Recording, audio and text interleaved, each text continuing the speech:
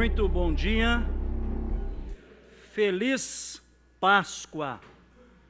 Você entendeu bem, eu disse feliz Páscoa, porque aqui nós já começamos, ou estamos começando hoje, as celebrações em torno da Páscoa. Então eu tenho o prazer de dizer para você, feliz Páscoa. A propósito, pensando sobre Páscoa, eu quero convidar você a já abrir a sua Bíblia no Evangelho de Mateus, capítulo de número 28, versos 1 a 10. Mateus 28, de 1 a 10. Eu acho que você vai concordar comigo que existem coisas na vida que são difíceis da gente acreditar.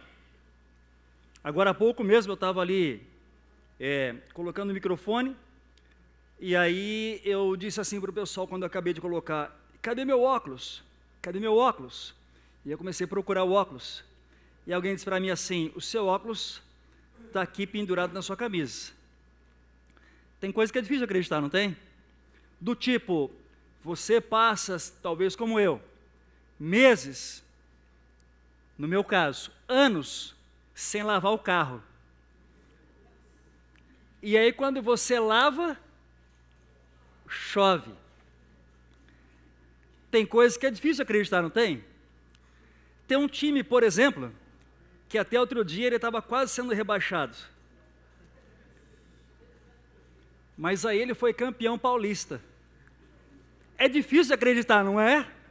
Promessa é dívida, é difícil acreditar. Aliás, tem gente que costuma usar aquele trocadilho, e ele tem se tornado comum, né? Eu só acredito vendo. E agora tem uma nova, né?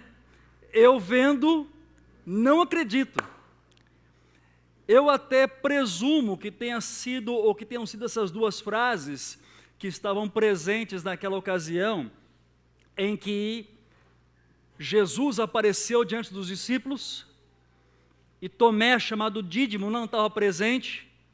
E aí quando disseram para ele assim, Jesus ressuscitou, o Tomé teve a frase que nós estamos trazendo aqui à tona.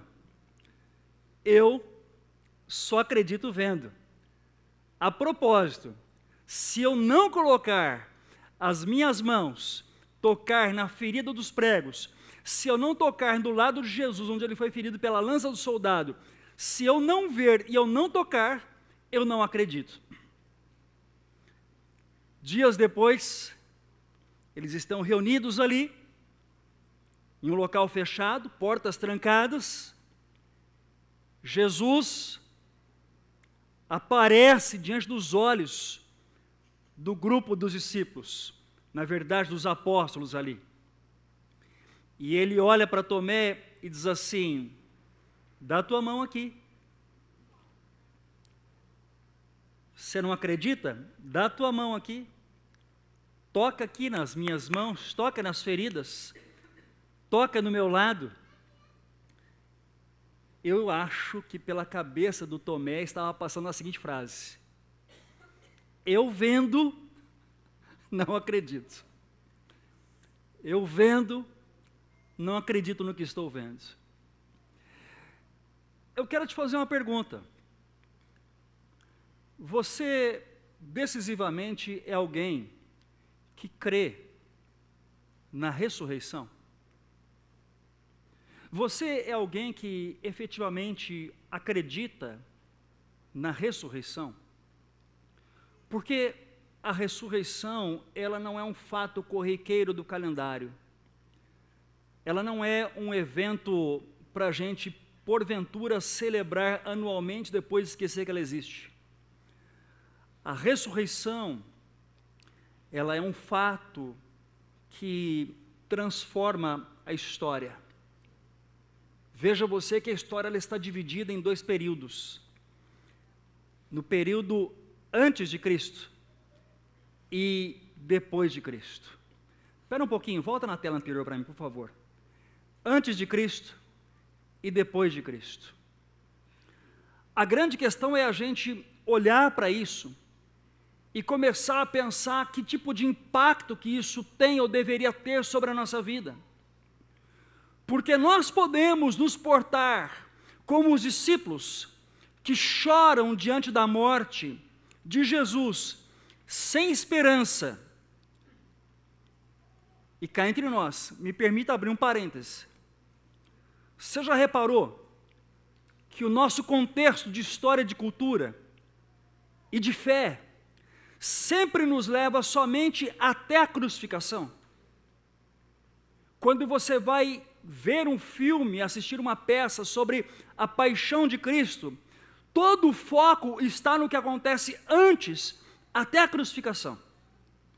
E aí depois vem um pedacinho para falar da ressurreição, quase como que se fosse um ligeiro apêndice.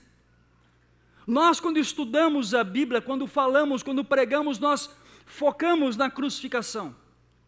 Mas nós nem sempre estamos atentos ao elemento chamado ressurreição. Fecha o parêntese, talvez porque nós nos pareçamos muito com os discípulos. Nós choramos a morte e a cruz, nós nos preocupamos com o evento da crucificação, como sendo o evento final da história de Jesus, mas nós deixamos de olhar o que vem na sequência. Porque, na verdade, a morte, ela não é o fim. A morte de Jesus na cruz não é o fim. A morte de Jesus na história é uma virada de chave para um novo capítulo. A morte de Jesus na cruz, ela é a virada de chave para o capítulo que vem na sequência. E o capítulo que vem na sequência, que perdura até então, chama-se ressurreição. Agora sim, capítulo 28 de Mateus, eu quero convidar você a ler comigo, versos 1 a 10, quando Mateus relata assim para nós. Depois do sábado, se você não se lembra, foi um intervalo entre a morte na sexta-feira e, obviamente, o domingo. Tendo começado o primeiro dia da semana, então o domingo, Maria Madalena e outra Maria foram até o sepulcro. Eis que sobreveio então um terremoto, pois um anjo do Senhor desceu dos céus e, chegando ao sepulcro, aquele anjo, ele removeu a pedra da entrada e ele sentou-se sobre aquela pedra. Olha o verso 3. A sua aparência era como um relâmpago, e as suas vestes, elas eram brancas como a neve. Os guardas, então, tremeram de medo e ficaram como que mortos. E o anjo disse, então, naquele momento, às mulheres as seguintes palavras. Eu quero convidar você a ler comigo apenas esta frase inicial. Não tenham medo. Espera aí. Não o quê? Não tenham medo. Se você estiver com a sua Bíblia por aí, eu espero que você esteja, porque nós combinamos que você ia começar a trazer a sua Bíblia, lembra disso? Que você ia trazer a sua Bíblia e talvez ia trazer um lápis, ia tomar notas, e se você ainda não está fazendo isso, eu quero desafiar você a começar a fazer isso. Se você trouxe a sua Bíblia, pega aquele lápis que você trouxe e agora sublinhe isso. Não tenham medo. E o anjo continua. Eu sei que vocês estão procurando Jesus que foi crucificado. Agora eu quero convidar você a ler comigo novamente esta primeira parte do verso 6. Ele não está aqui, ressuscitou como tinha dito. Grave de novo. Ele não está aqui, mas ele ressuscitou. Nós chegamos agora ao ponto central da Bíblia entre o Gênesis e o Apocalipse. Cruz e ressurreição compõem o ponto central. Se nós entendermos isso, todo o restante da Bíblia faz sentido. Se nós não entendermos isto, o resto se torna detalhe. Então, cruz e ressurreição, e esta é a fala do anjo pontual. Ele não está aqui, mas ele ressuscitou como tinha dito. Venham, portanto, e vejam o lugar onde ele jazia. Vão depressa e digam aos discípulos dele, ele ressuscitou dentre os mortos e está indo adiante de vocês para a Galiléia. Lá vocês o verão, é como eu disse a vocês. As mulheres então saíram depressa do sepulcro, amedrontadas, mas ao mesmo tempo também cheias de alegrias, um misto de sentimentos, e elas foram correndo anunciar aos discípulos de Jesus. De repente, quase como que do nada, o texto diz que Jesus as encontrou e disse: salve, que pode ser traduzido como alegrem-se, fiquem felizes, eu estou aqui. E neste meio de tempo, ele continua dizendo, o texto diz para nós que elas então se aproximaram de Jesus e elas abraçaram os pés do mestre e elas o adoraram. Então Jesus, de maneira focada e direta, afirmou a elas, mais uma vez, o quê? Não tenham medo. Essa é aquela hora que você pega de novo aquele lápis, sublinha mais uma vez, agora o verso 10, e faz um asterisco dele na frente, e um outro asterisco na frente do verso 5, porque a mesma frase apareceu 2 vezes no texto. Portanto, esta afirmação é uma afirmação importante. Continuando, no verso 10, não tenham medo. Antes, façam o quê? Vão e digam aos meus irmãos que se dirijam para a Galiléia e lá eles me verão.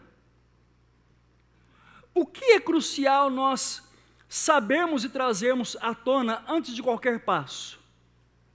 Antes de qualquer colocação, nós precisamos voltar àquela informação lida para nós no começo do culto, que está lá na chamada Confissão de Fé de Westminster, e que está fundamentado nos textos bíblicos. No Evangelho de Lucas, isto é mais claro. Qual é a afirmação? A afirmação, ela está ponderada em algumas bases. Jesus foi crucificado, morto e sepultado. Jesus foi crucificado, morto e sepultado. Isto é a base da confissão de fé que nós ouvimos, isto é a base dos textos bíblicos, isso é a base do chamado credo apostólico. Jesus foi crucificado, morto e sepultado. E quando nós voltamos para o texto bíblico, vamos lembrar que Jesus já foi removido da cruz na sexta-feira, porque não poderia permanecer no sábado ali. E por que ele não poderia permanecer? Porque o sábado era o chamado entre os judeus, o Shabat, o dia do descanso, ninguém trabalhava, ninguém podia fazer nada, não poderia haver criminosos na cruz. Então Jesus é removido da cruz e levado a um sepulcro. O sepulcro, se você não sabia, pertencia a um indivíduo chamado José de Arimateia, membro do Sinédrio. A Bíblia diz que José de Arimateia era um discípulo também, mas era um discípulo em secreto. Zé de Arimateia, Zé é meio íntimo, né? O Zé de Arimateia emprestou o sepulcro. Mas o curioso é que quando o Zé de Arimateia empresta o sepulcro, o que ele está fazendo, talvez sem saber, é cumprir uma profecia. Pastor, mas por que está cumprindo uma profecia? Porque corriqueiramente, os criminosos, quando eram removidos da cruz, eram jogados em buracos, em valas, e os urubus resolviam o restante. Mas a profecia de Isaías já dizia no Antigo Testamento que o Messias seria colocado e o seu corpo guardado em um sepulcro. Portanto, o que o Zé de Arimateia está fazendo é cumprir uma profecia, ainda que porventura ele não saiba disso.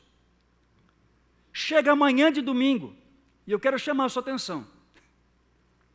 Pode ser coisa da minha cabeça, mas eu sempre acho que domingo pela manhã acontecem coisas especiais. E eu já falei isso para você. Eu sempre acho que no amanhecer do domingo coisas especiais acontecem. E de fato aconteceu. 2 Marias foram até o local do sepulcro. Para quê? O texto diz, elas foram limpar, foram ungir, foram perfumar o corpo de Jesus. Imagina aquele corpo removido da cruz, em que situação estava.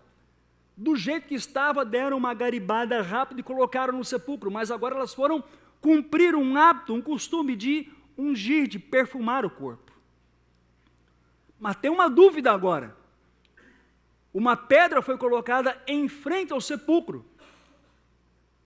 Decisão dos romanos para que, porventura, os discípulos não roubassem o corpo e dissessem que Jesus havia ressuscitado. Então coloca-se uma pedra e 2 guardas. E os 2 estão lá, firmes e fortes. E as mulheres estão indo ao sepulcro com a seguinte preocupação: quem é que vai remover a pedra para nós? E a Bíblia nos diz que naquele momento, o inesperado aconteceu. Houve um terremoto, um som distinto, um anjo veio e removeu a pedra. A pergunta que não cala: você já se perguntou, por que o anjo removeu a pedra? Cuidado com a resposta que você vai dar. Vou repetir a pergunta. Você já se perguntou, por que o anjo removeu a pedra? Reitero a minha fala, cuidado com a resposta que você vai dar. Porque se você disser que o anjo removeu a pedra para Jesus sair, eu preciso dizer para você que você está redondamente errado. Jesus não precisava que a pedra fosse removida para ele sair. Primeiro, por causa do seu poder. Segundo, porque agora Jesus possuía um corpo transformado pós a ressurreição. Para você entender melhor, lembre da cena que eu contei, do encontro entre Jesus e os discípulos na sala trancafiada. O texto do Evangelho de João nos diz que Jesus entrou naquela sala sem passar pelas portas. Que loucura é essa? A loucura é simples. O corpo de Jesus agora é um corpo transformado. Voltemos à ideia. Então, por que a pedra foi removida? Para Jesus sair? Não. O corpo foi removido para as mulheres entrarem. Desculpe, a pedra foi removida e não o corpo. A pedra foi removida para as mulheres entrarem e verem que Jesus não estava mais ali. Mas quando elas estão ali, repare que ao se encontrar com o anjo, é dito para elas assim, vocês estão procurando Jesus que foi crucificado. Vocês estão procurando Jesus morto. Eu traduziria a fala do anjo dizendo assim: o Jesus que vocês estão procurando não está aqui. O Jesus a quem vocês estão buscando, ele não está aqui. E por que não estava? Você já tem a resposta.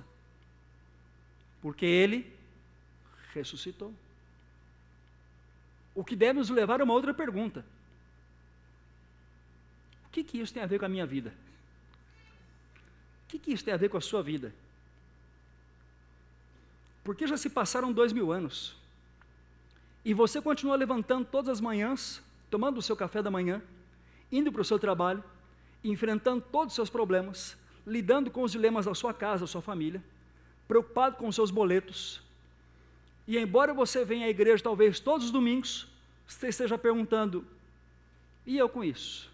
Jesus ressuscitou, e o que isso significa para mim? Eu diria para você que o que significou para aquelas mulheres e para os primeiros discípulos, significa para a gente como eu e você, discípulos, seguidores do século 21. Por algumas razões óbvias e diretas. Primeira delas, porque Jesus, ele possui de fato o poder e a autoridade que ele disse que possuía. Ele realmente tem o poder que ele afirmou ter. Repare você que a fala do anjo para as mulheres é: ei, venham aqui, entrem e vejam onde ele jazia, vejam onde ele estava. Que poder é este? Este poder é aquele que você pode ver ao longo dos evangelhos, tais, por exemplo, quando, no capítulo 11 do Evangelho de João, Jesus é acionado por duas amigas, chamadas Maria e Marta, dizendo a ele assim, ó: aquele a quem você ama está à beira da morte, chamado de Lázaro. Vem depressa. Mas Jesus não vai. E quando ele chega na casa de Lázaro, o texto do Evangelho de João diz que Lázaro já havia morrido, já estava sepultado. As irmãs chegam a dizer que o corpo já fedia. Jesus chega naquela casa e faz algo curioso para a gente pensar. Porque se fôssemos eu e você, talvez nós chegássemos já com uma resposta, uma solução pronta. Pastor, pelo menos é assim, já chega com a solução na mão já. O problema é esse aí, vamos orar. E o outro espera que vai resolver já na hora. Mas Jesus, ele não chega com uma solução pronta, aparentemente não. E o que ele faz? Quando chega no velório, Jesus chora.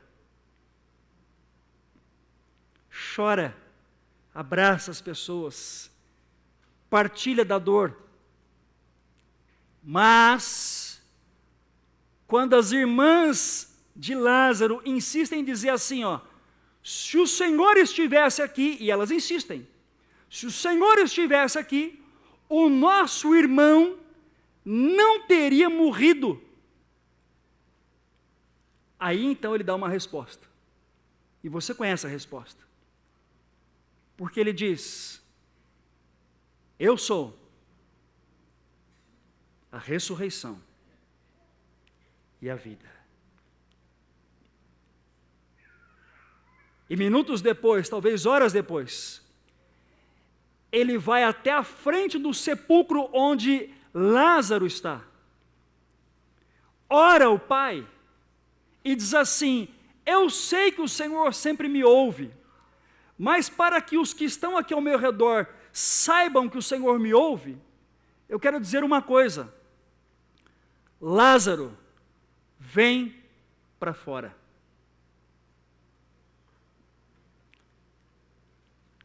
E por causa do poder de Jesus, Lázaro sai do seu sepulcro. Mas aquela não foi a primeira vez, porque houve uma outra ocasião em que estavam indo ou estavam em direção ao sepultamento de um moço, que é denominado na Bíblia como filho da viúva de Naim. O caixão em direção ao sepultamento, Jesus para tudo e dá uma ordem ao moço: levanta. E o moço não levanta e sai andando? Eu vendo não acredito, mas o moço sai andando. Agora, este mesmo Jesus que tem este poder e esta autoridade, por meio do anjo, diz às mulheres assim: não tenham medo. Verso de número 5. Não tenham medo. E depois essa frase se repete no verso 10. Não tenham medo. Ora, é no mínimo curioso você parar aqui e lembrar que esta frase, ela aparece praticamente do começo ao final da Bíblia. Em vários momentos esta frase aparece, ora dita pelo próprio Deus, ora dita pelo próprio Jesus: não tenha medo. Ironicamente, esta frase foi dita por Jesus quando eles estavam indo em direção à casa de um sujeito chamado Jairo, lembra disso? Chefe da sinagoga, que tinha uma menininha de 12 anos que havia morrido. E no caminho alguém disse para ele assim: não incomodes mais o mestre, porque a menina morreu. E o Jairo perde o chão. Sabe quando você ouve essa informação? Fim. Você desaba. O texto bíblico não diz, mas eu imagino Jesus segurando Jairo pelo braço e dizendo assim no ouvido dele: não tenha medo. E no final daquela história, Jesus faz o quê? Revela o seu poder, ressuscitando a filha de Jairo. Eis que eu e você podemos viver a nossa vida com um pouco menos de insegurança. Eis que eu e você podemos viver com um pouco menos de medo. Os discípulos, pós a morte de Jesus, estavam amedrontados. Mas a frase dele aos discípulos, ou às primeiras discípulas, aquelas mulheres, e a nós é a mesma: não tenha medo. Não ande inseguro. Não ande ansioso. Porque ele realmente possui o poder e a autoridade que ele disse ter. Se ele tem autoridade sobre a morte, o que são as outras questões em torno da nossa vida? Se ele derrotou o nosso maior inimigo, o que são as outras questões para a nossa vida? Outro dia, estou na tapeçaria, o tapeceiro fala para mim assim, o camarada consertando cadeira, sofá, diz assim para mim: só tem um problema para a vida que não tem solução. Você sabe qual é o problema? A morte. O Apocalipse diz que esse é o nosso maior inimigo. Mas o maior inimigo foi vencido pelo próprio Jesus e ele revela a sua autoridade, portanto, ele tem a autoridade que ele já havia dito possuir. Entende isso? Há uma segunda ponderação importante para a gente pensar. Jesus, ele fez o que ele disse que iria fazer. Repare você que quando as mulheres entram no sepulcro, o anjo diz assim: ele ressuscitou como disse, como ele havia dito. É engraçado porque quando você vai lendo as narrativas nos evangelhos, os 4 evangelhos, Jesus o tempo todo dizia aos seus discípulos o seguinte: o Filho do Homem está indo em direção a Jerusalém. Em Jerusalém, o Filho do Homem será preso pelas autoridades religiosas. Lá, ele vai morrer, mas fiquem tranquilos. Ao terceiro dia, o Filho do Homem ressuscitará. Os 12, o tempo todo, não ouvem isso. Pastor, mas como eles não ouvem? Eles, assim como nós, estão preocupados com outras demandas da vida. Jesus está aqui conversando com eles, tete a tete, e eles estão preocupados com outras demandas da vida. Por exemplo, Jesus está falando da sua morte e ressurreição, e eles estão discutindo entre eles, ou dentre eles, quem é o maior. Jesus fala da sua morte e ressurreição, fala da sua crucificação. Pedro, numa postura como alguém que entra para negar, diz assim: jamais deixaremos crucificar o Senhor. Se o Senhor for ser crucificado, iremos todos juntos. Parênteses, ele é o primeiro a correr. Nós, como os discípulos, temos dificuldade de ouvir coisas e de assimilar essas coisas que as Escrituras por vezes nos trazem, a ponto de esquecermos daquilo que o próprio Senhor nos diz. Mas repare que o que estava acontecendo ali já fora dito pelo próprio Jesus. E aqui que está a questão. Porque quando aquelas mulheres se deparam com Jesus ressurreto, o que elas fazem?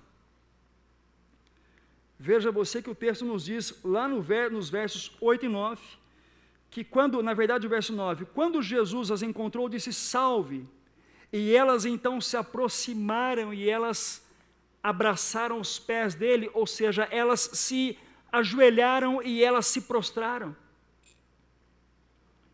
E por que elas se prostraram? Porque elas reconheceram a autoridade do Senhor. E elas se renderam a esta autoridade. Elas reconheceram que Jesus havia realizado aquilo que ele disse que iria realizar. Elas entenderam e creram de maneira efetiva que ele fez o que ele disse que iria fazer. E a resposta delas não foi outra senão abraçar os pés do Mestre.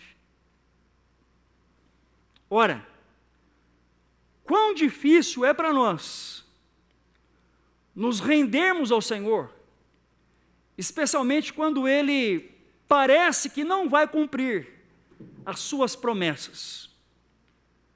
Vamos entender isso? Vamos entender isso? Quais são promessas, ou as promessas que você encontra especificamente no Novo Testamento e que se aplicam a nós? Vou trazer a você duas promessas, e apenas duas, de maneira simples e objetiva. Ela está lá exatamente, sabe onde? No Sermão da Montanha. Quando Jesus diz assim, não andem ansiosos, pelo quê? Por coisa alguma. E ele faz dois comparativos. Vocês não vão morrer de fome. Vejam as aves dos céus. Elas não pegam Uber, não acordam cedinho para fazer o que nós fazemos, mas o Pai Celestial as alimenta todos os dias. Promessa 1, haverá pão sobre a sua mesa.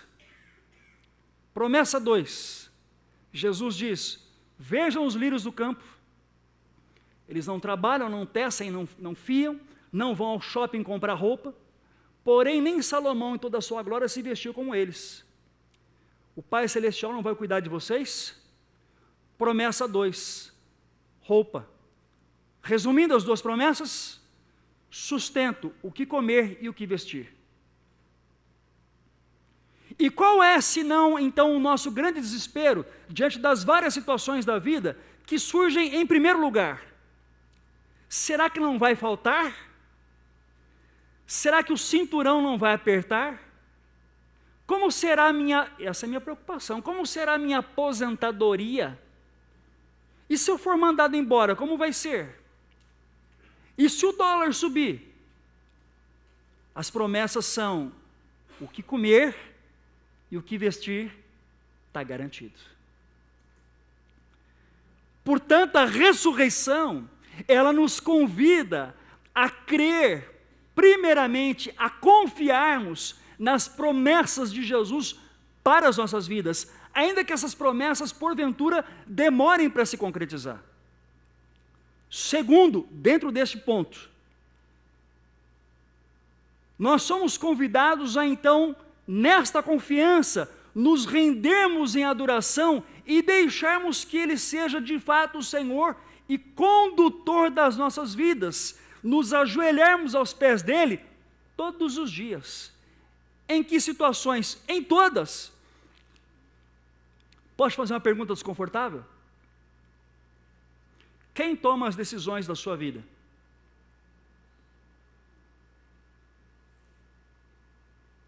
Vou apertar um pouquinho mais.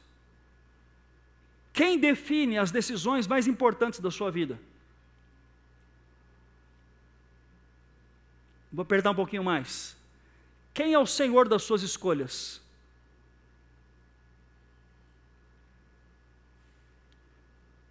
Se Ele for o Senhor das minhas escolhas, se Ele for o dono das respostas da minha vida, então eu estou debaixo do senhorio de Cristo.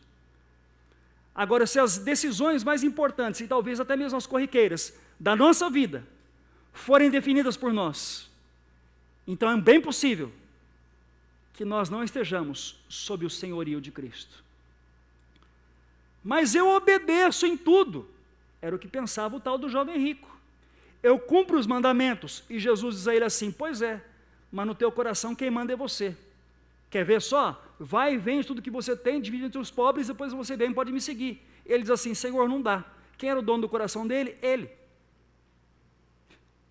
Então não basta obedecer mandamentos se o meu coração é governado pela minha própria vida. E submissão tem a ver com reconhecer o senhorio de Cristo. E eu reconheço o senhorio de Cristo quando eu entendo que por meio da ressurreição Ele realmente fez o que Ele disse que ia fazer. Eis que entra então o terceiro ponto para a gente pensar e fechar esse tempo nosso aqui. A ressurreição quer nos levar a pensar que Jesus, Ele é decisivamente quem Ele disse que era, quem Ele disse ser. Me permita voltar no capítulo 20 do Evangelho de Mateus, o verso 18, que vai dizer assim: Jesus usa a seguinte expressão, que já fiz menção aqui: Ele afirma ser o chamado Filho do Homem. Mais do que uma vez, Jesus usa a expressão o Filho do Homem. O Filho do Homem está subindo para Jerusalém, será entregue nas mãos das autoridades religiosas, será crucificado, morto, mas fiquem calmos, ao terceiro dia Ele ressuscitará. De onde é que vem esta palavra, esta expressão, o Filho do Homem? Essa expressão vem do livro de Daniel. E quando Daniel fala sobre o Filho do Homem, no Antigo Testamento, ele estava querendo falar sobre o Messias, dizendo que ao Messias deveríamos tributar honra, glória e poder. E agora Jesus, Ele diz que Ele é o Filho do Homem, porque Ele afirma: o Filho do Homem está indo para Jerusalém, onde será preso pelos líderes religiosos, será crucificado, morto e sepultado, mas fiquem tranquilos, Ele ressuscitará ao terceiro dia. Sabe o que chama a minha atenção?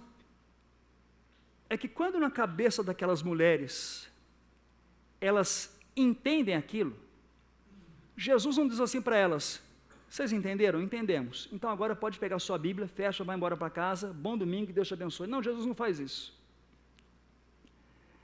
Há uma outra ponderação que surge duas vezes também aqui no capítulo 28 de Mateus. Diante da ressurreição, o anjo olha para aquelas mulheres e diz assim a elas: agora vocês vão e contam aos outros. Quando elas estão a caminho e se encontram com Jesus, a frase é a mesma: agora vocês vão e anunciam. Anunciam o quê? Vocês anunciam que o Filho do Homem foi crucificado, morto, sepultado, mas Ele ressuscitou ao terceiro dia. Vocês possuem uma mensagem que é urgente. Esta mensagem não foi uma mensagem somente para as duas Marias. Esta mensagem é desafio para a vida da igreja, dos discípulos de Jesus hoje. Como igreja, nós não vivemos para nós mesmos, apesar de, por vezes, vivermos isolados, tentando quase como que permanecer afastados do mundo ao nosso redor. Como disse o arcebispo William Temple, a igreja comete um erro, porque ela, às vezes, ela é, no seu mundo, a única instituição que vive em função de si mesma. Mas nós não somos chamados para vivermos em função de nós mesmos. Nós somos chamados para vivermos em função de uma mensagem. E a mensagem é clara, é pontual. Jesus foi crucificado, morto, sepultado, mas ele ressuscitou ao terceiro dia. Esta é a nossa mensagem. Eu não consigo ficar quieto, eu preciso cutucar você. Mensagem da igreja não é mensagem de autoajuda, desculpa. Mensagem da igreja não é para dizer assim, você é o centro do coração de Deus. Para com isso. Que essa parafernália que a gente tem ouvido. A mensagem da igreja não é uma mensagem de injeçãozinha de ânimo para você ter uma semana melhor. Não é nada disso. A mensagem da igreja que somos nós é única. Jesus foi crucificado, morto, sepultado, mas ele ressuscitou, ele venceu a morte ao terceiro dia. Esta é a nossa mensagem. Nosso problema é que talvez nós sejamos muito parecidos com os discípulos. Lembra do monte da transfiguração? Jesus, Pedro, Tiago e João. Num dado momento, eles estão naquele lugar maravilhoso e eles sugerem a Jesus assim, mestre, vamos fazer 3 tendas, vamos ficar por aqui. Vamos ficar só entre nós. E Jesus dizendo a eles assim, como é que é? Só entre nós?